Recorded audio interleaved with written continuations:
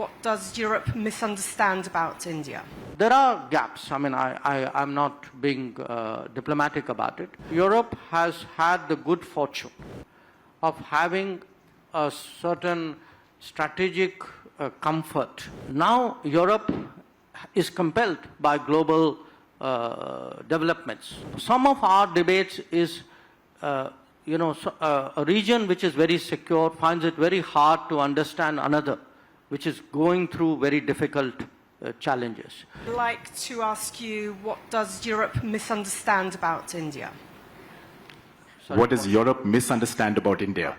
What does Europe misunderstand about India? Look, I'm not sure I would use that word.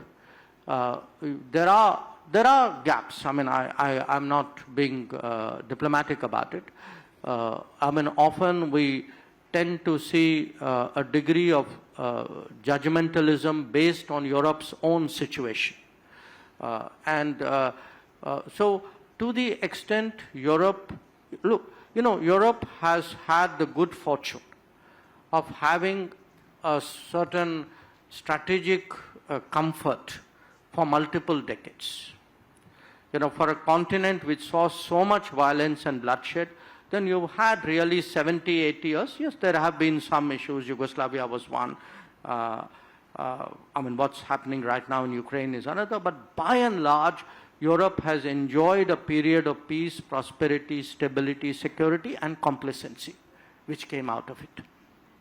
So now Europe is compelled by global developments to perhaps conceptualize its own interests more sharply, and then see how it can secure that optimally.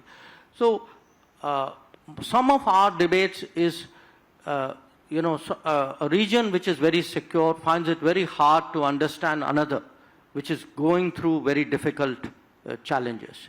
So whether it is on an issue like terrorism, whether it is even on matters like, territorial, I would say, integrity and sanctity of borders.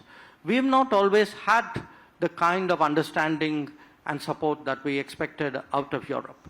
So I think today the strategic reawakening of Europe has created the basis for much more serious conversations on many more subjects, especially matters relating to security and strategy. Also the economics and I would say the demographics are bringing us together. That when I look, for example, at a country like Germany, when Chancellor Schulz was here in October, a lot of our conversations with him and his team actually revolved around skilled mobility of skilled talent to support German industry and German tech. So there are strong convergences. I think those convergences will grow with the passage of time. And certainly when we speak of a multipolar world, for us it's very important that Europe is a pole and thinks of itself as a pole. So